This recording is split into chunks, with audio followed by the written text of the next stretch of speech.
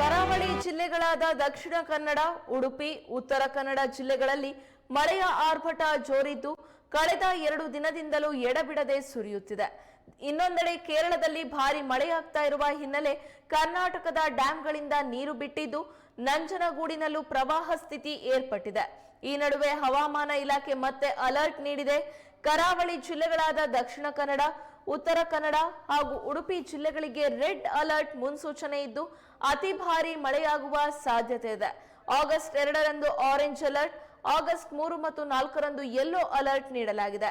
ಉತ್ತರ ಒಳನಾಡಿನ ಬೆಳಗಾವಿ ಹಾಗೂ ದಕ್ಷಿಣ ಒಳನಾಡಿನ ಕೊಡಗು, ಶಿವಮೊಗ್ಗ ಹಾಗೂ ಚಿಕ್ಕಮಗಳೂರಿಗೆ ಮುಂದಿನ 4 ದಿನ ಅಂದರೆ ಆಗಸ್ಟ್ 4ರವರೆಗೂ ಯೆಲ್ಲೋ ಅಲರ್ಟ್ ನೀಡಲಾಗಿದೆ. ರಾಜ್ಯದಲ್ಲಿ ಗಾಳಿಯ ವೇಗ ಗಂಟೆಗೆ 40ರಿಂದ 50 ಕಿಲೋಮೀಟರ್ ಇರುವ ಸಾಧ್ಯತೆ ಇದ್ದು ಎಚ್ಚರದಿಂದ ಇರುವಂತೆ ಹವಾಮಾನ ಇಲಾಖೆ ಮುನ್ಸೂಚನೆ ನೀಡಿದೆ. ಕೇರಳದ ವಯನಾಡಿನ ಭೂಕುಸಿತದ ಭೀಕರತೆ ರಾಜ್ಯದಲ್ಲೂ ಭೀತಿ ಹುಟ್ಟಿಸಿದೆ.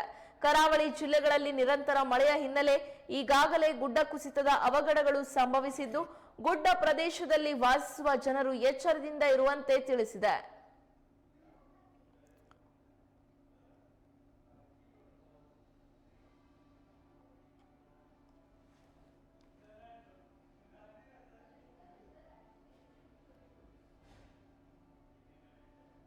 ನಡ್ಕೊಂಬಂದೆ ಇಲ್ಲಿ ದುಬಾರ್ ತಟ್ಟಿ ರಸ್ತೆ ಫುಲ್ ಆಗಿದೆ ಅಂತ ಹೇಳಿದ್ರ.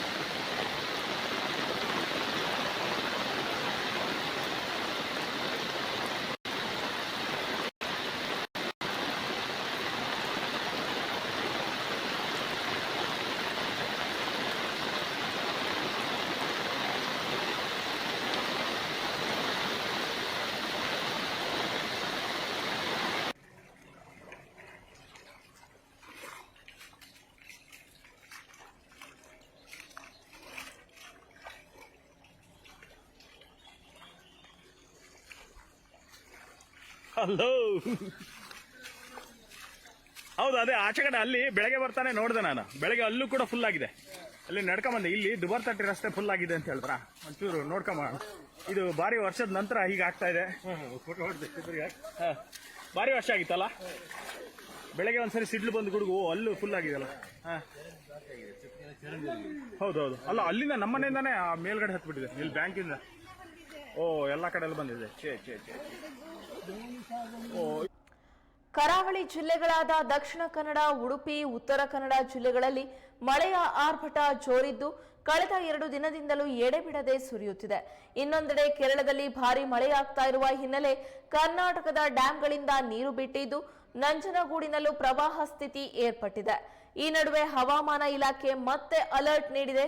ಕರಾವಳಿ ಜಿಲ್ಲೆಗಳಾದ ದಕ್ಷಿಣ ಕನ್ನಡ, ಉತ್ತರ ಕನ್ನಡ ಹಾಗೂ ಉಡುಪಿ ಜಿಲ್ಲೆಗಳಿಗೆ ರೆಡ್ ಅಲರ್ಟ್ ಮುನ್ಸೂಚನೆ ಇದ್ದು ಅತಿ ಭಾರಿ ಮಳೆಯಾಗುವ ಸಾಧ್ಯತೆ ಇದೆ.